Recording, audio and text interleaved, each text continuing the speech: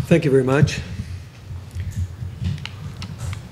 I assume that there is hardly going to be any overlap in our papers. I mean, I am interested in winning and losing in the very narrow sense of the military and political level, and not in all the other dimensions of calamities and damages that Angelo mentioned and discussed. In the tradition of military forces, in democracies in particular, there is a value that soldiers are instructed and educated to try to embody in their activities, namely pursuit of victory.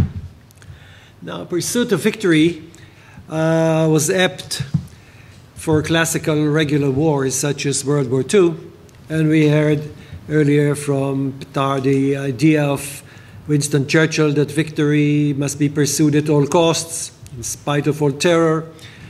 Victory, however long and hard the road may be to gain it, without victory there is no survival. I mean, that's the model.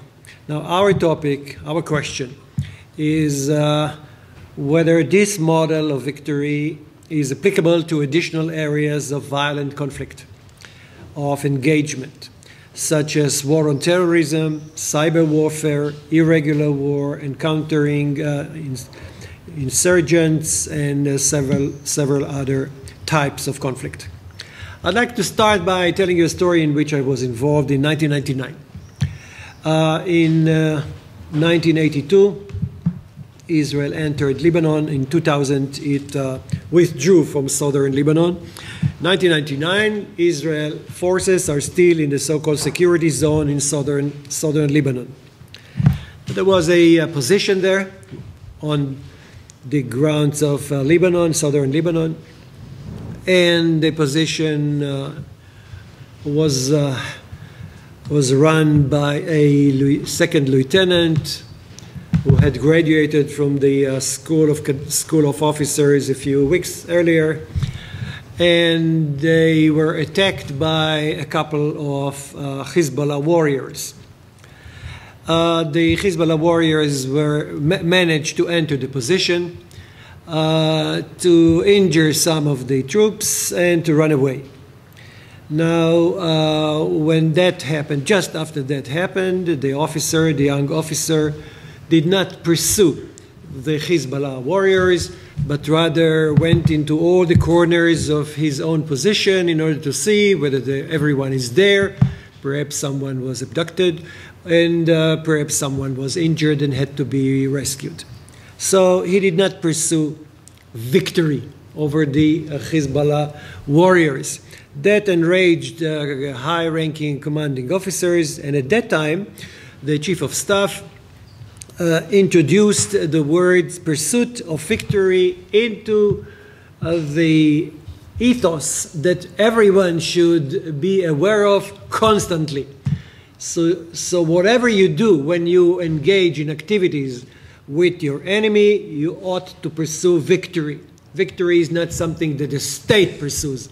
Victory is something that a single officer and a single sergeant and a single person should pursue. So a certain division commander convened a meeting of his officers and invited me to try to find out what must be done differently from now on. That pursuit of victory is among the values of everyone, not the state, but of us as officers. And indeed, the question was discussed whether that officer should have pursued the Hezbollah warriors or just look at the corners of the position to see whether some of the troops were injured.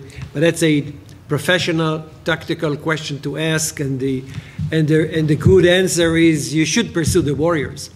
Otherwise, they'll come again, and inflict harm on you once again. So someone, some sergeant, some other officer should look for the injured and look for other effects. But you should pursue your enemy.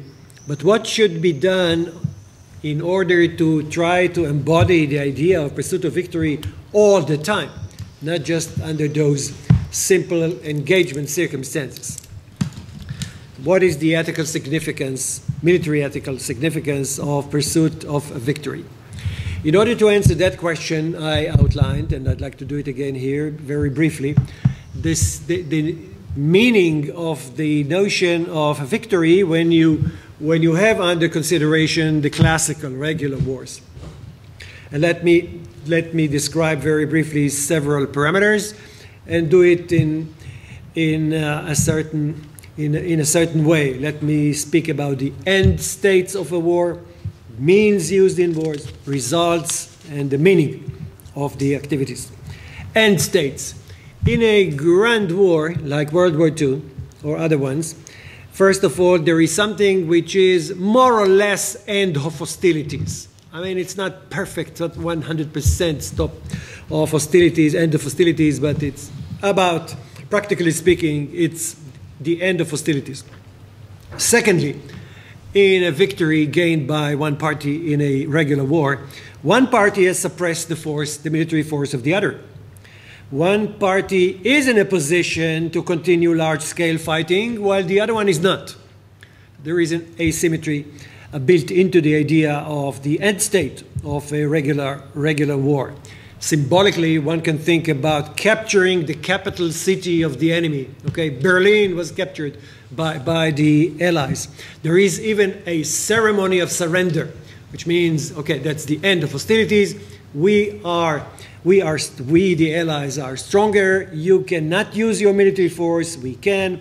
And you are not going to use any military force, even if you can have some battalions or companies active.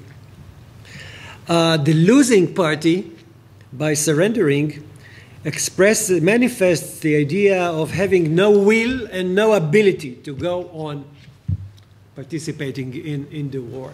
And no will is of much importance. They don't want to, partly because they are unable to do it. So those are the end state of a regular war, when you gain victory in it. Now the means in a regular war, not of the size, not necessarily of the size of World War II. It could be Six-Day War or other much smaller cases of warfare. It's not easy to gain. There are many casualties, and most probably in conspicuous numbers. It's not just an accident. It takes a lot of casualties to gain victory in a classical war. The numbers are enormous if you just start thinking of them. In the Israeli first war, the war, so-called War of Independence, 1948, 1% of the population got killed in the war, which means, okay, absolutely speaking, it's numbers that you're not going to be very impressed by when you compare it to the millions, dozens of millions of World War II. But if you look at the population, you look at the percentage of people killed, one percentage were killed. So it's not easy to gain. It's also not easy to gain because it involves major operations, large-scale maneuvering and fire. If you think about those two military components, it's done by large forces and with a lot of maneuvering, and therefore a lot of danger and damage and a lot of fire indeed. Now, finally, on the category of means, it involves forces of all kinds on both sides. If you just recall the SEALs, the U.S. Navy SEALs, SEAL stands for Sea, Earth, and Air. So they know how to act on all those three dimensions, right? So and indeed there are many forces on the sea, in the air, on the earth. Then there are all the intelligence units and abilities involved. So it's a major Major operation. Everyone is involved. In some sense, everyone is involved. Now, the results of a great victory in a regular war. First of all, citizens of the winning party are not jeopardized by the hostile force anymore. American citizens, British citizens, French citizens were not jeopardized by German forces when the World War II ended. Okay, they are not jeopardized by the hostile force anymore. Then, secondly, security is expected for years to come. That was not just, for a while, for several weeks or months. That's for ages, for a long period, for an historically long period. Thirdly, one party is in a position to enforce political conditions on the other party by occupying the territory and by suitable negotiations. This is exactly what happened when the Allies occupied Germany. They enforced certain political conditions on Germany and its allies. Then there is pursuit of peaceful coexistence or even peace becoming reasonable at the end of such a war. End of hostilities, no jeopardy. You are in a position to enforce your political wishes. If you're a democracy, you're interested in enforcing peace on the other party. Finally, there is the category of the meaning of the activities, the meaning of war. First of all, it has historical significance. Just listen carefully to what Churchill said in what Qatar mentioned, and I quoted too. Without victory, there is no survival. Wait, couldn't be larger, right? It's either victory or disappearing. Okay. Survival, mere survival. Just two options, and this is not, this should not be literally understood. What it means is that it is of the utmost historical significance, victory or survival. Secondly, it involves heroism on a collective national level. And thirdly, it establishes crucial asymmetry on all current significant dimensions between the parties. Now, that what had happened in the regular grand wars. Now, how can we shift from this realm to the realm of tactical operations? Okay, here is a second lieutenant in an engagement with some three enemy warriors. So what does it mean when you tell him you must pursue victory? What exactly could it mean? If you look at the categories, the end states, the means, the results, the meaning, nothing applies. Nothing applies. It's not the end of hostilities. It's perhaps something easy to gain, and that doesn't involve many casualties. Jeopardy to the citizens of your own state could still be maintained by the enemy. It's not of historical significance. It's just tactical engagement. So it's not. There is no simple way of shifting the notion of gaining a victory, pursuit of victory, from the realm of the national, operational, strategic level to the tactical one, to the or even operational one, if the operation is not too broad. So you need to replace the notion of victory by someone else. So my answer to the officer's question was, pursuit of victory is something that on your level means accomplish your missions. You have missions, do your best in order to accomplish them. This is your sense of gaining a victory. Indeed, your missions are formed in a way that involves fighting properly with the enemy and see to it that the enemy is unsuccessful, and so on and so forth. But it's not the victory, the grand victory that you are now involved in pursuing.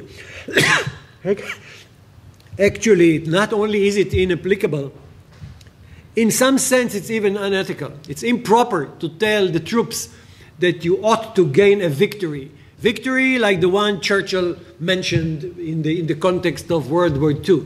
Because think about their notion of failure. Sometimes on a tactical level you fail. And then what does it mean? Does it mean the end of survival? Because it's either victory or end of survival, as Churchill put it? No way. I mean, troops shouldn't think that failing in a single battle is the end of survival. So it's a misconception of part of their activities and their significance, and therefore it should not be used.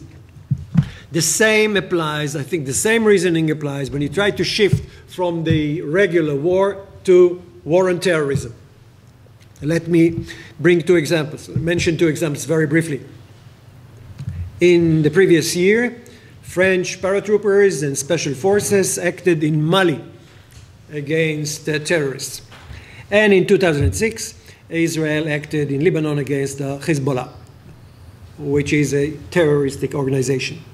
Now, if you look at those two stories, the story of the Israelis in Lebanon or the French in Mali, you see that, again, you cannot maintain the whole structure of the meaning of victory in the great wars.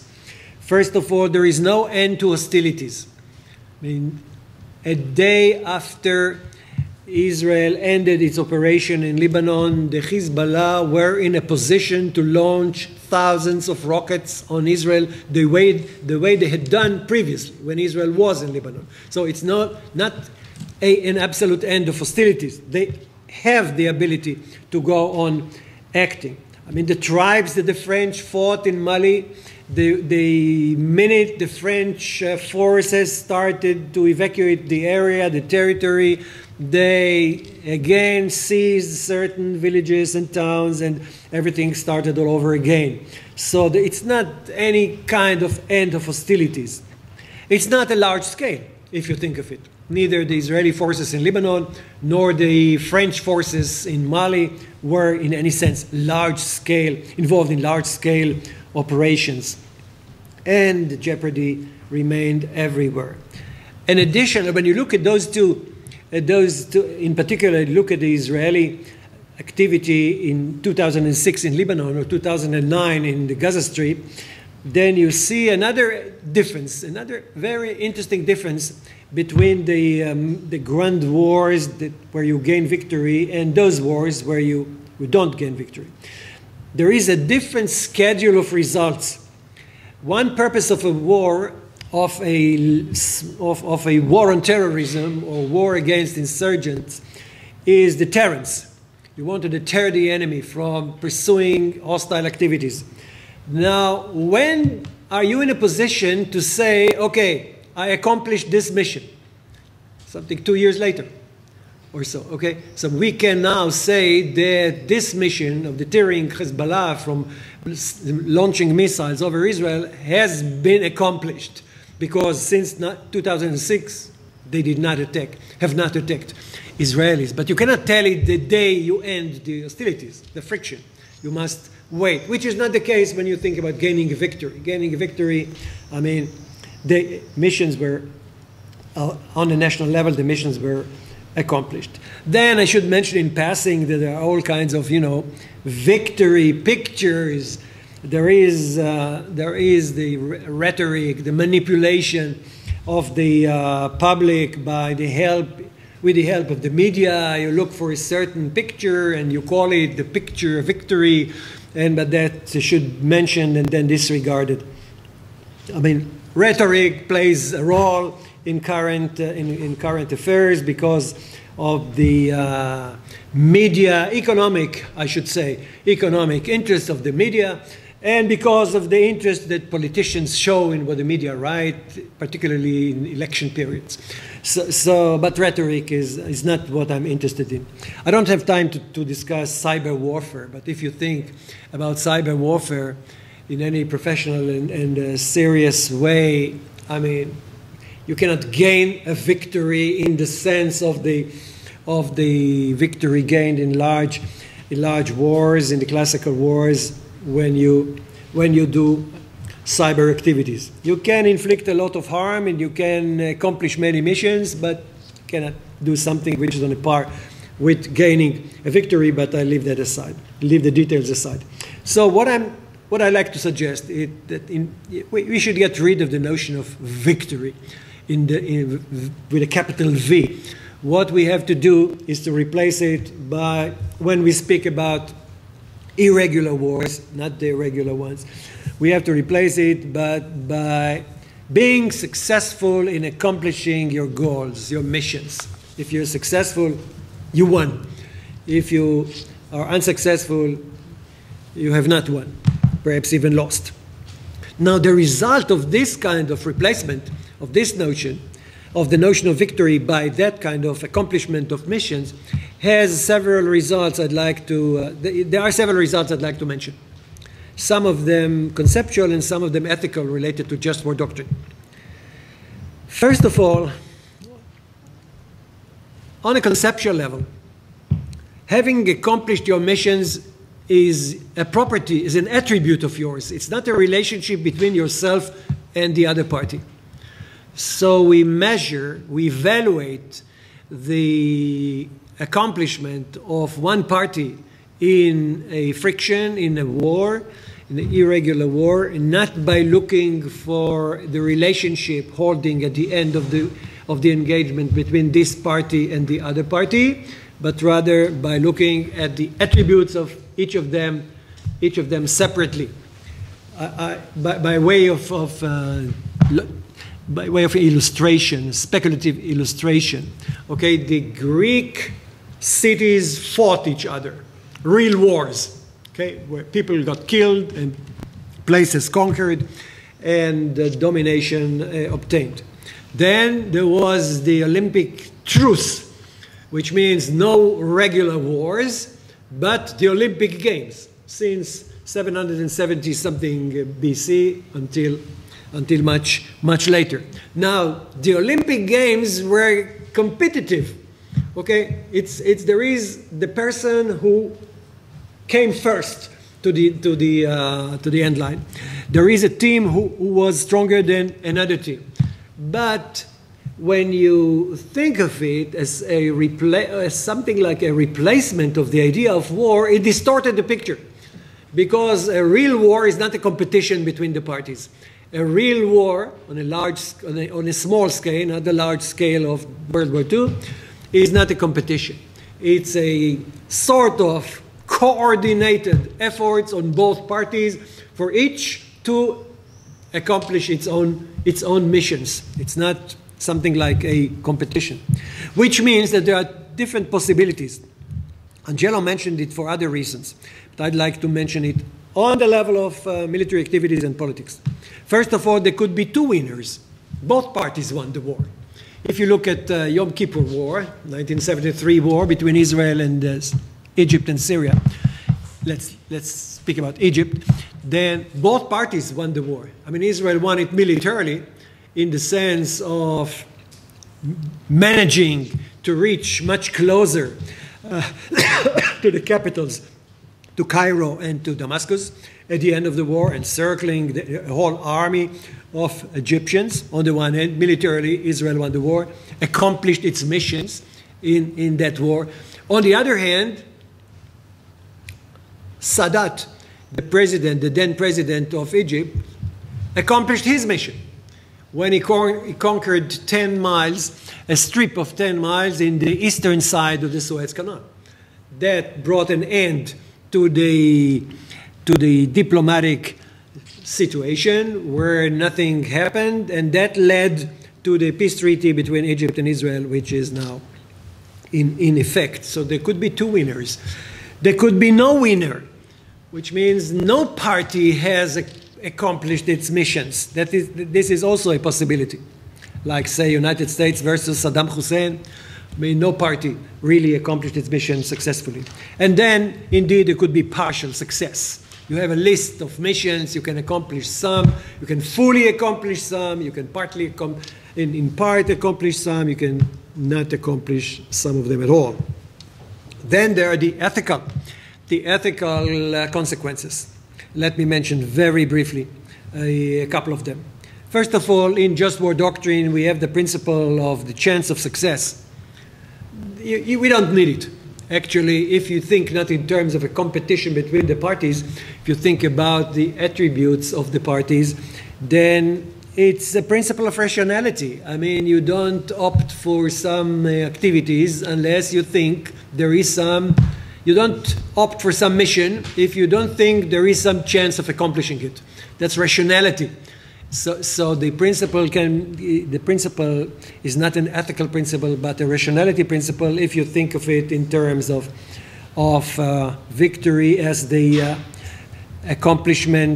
successful accomplishment of missions. Then there is the paradox of the Warsaw Ghetto.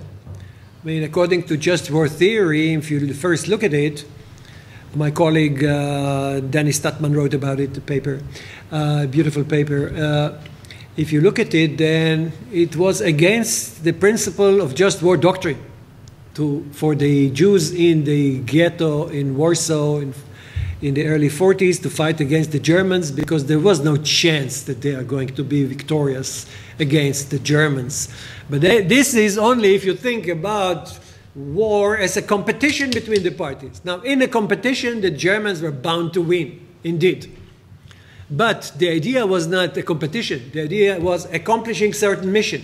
And their mission was something like a moral mission. We are not going to surrender and be sent to the gas chambers. We are going to resist it. We are going to fight until death, but not surrender. Okay? It's a symbolic mission.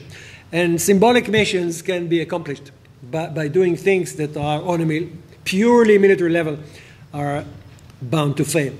Then just war doctrine itself includes principles, if you think in my terms, that includes principles that are moral and principles that are prudential. Think about proportionality.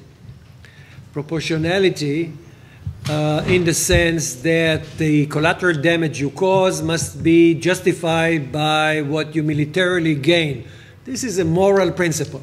I don't want to discuss the moral justification of it. Let's leave that aside. Assume this is a moral principle. It's morally justified. It's the balance of what you gain and the damage you cause. This is moral. But then there is the principle of distinction, which is, okay, it's apparently moral, but actually it's prudential, not really moral. The way the principle is applied to combatants is absolutely immoral. Every person in military uniform is a legitimate target all the time, unless a person is injured or a chaplain or a medical staff. But that's immoral. I mean, that's absolutely immoral. And it is in the doctrine because it is prudential for the states to adopt a restriction to be imposed on the military activities of the states because it leaves the civilians aside. So it's prudency. It's prudential to see to it that civilians are not hurt, just the others. But the way it is applied to the others is still immoral. Now, once a principle is moral, it's an attribute of your activities. It's not a relationship between yourself and the other party. It's something that you should take into account. Okay, I should take into account because I'm a moral agent, both the advantages I'm going to gain by this military activity and the collateral damage I'm going to cause. Now, the collateral damage I'm going to cause is collateral damage on the part of the enemy, but morally speaking, I'm interested in minimizing damage to human dignity. So there is a necessity to act against the terrorists or against the troops against me, the enemies, but there is a difference between those who jeopardize me and those who don't, and the neighbors of the terrorists do not as such jeopardize me, but there is the possibility of collateral damage, then I have to minimize it. I have to try to avoid it.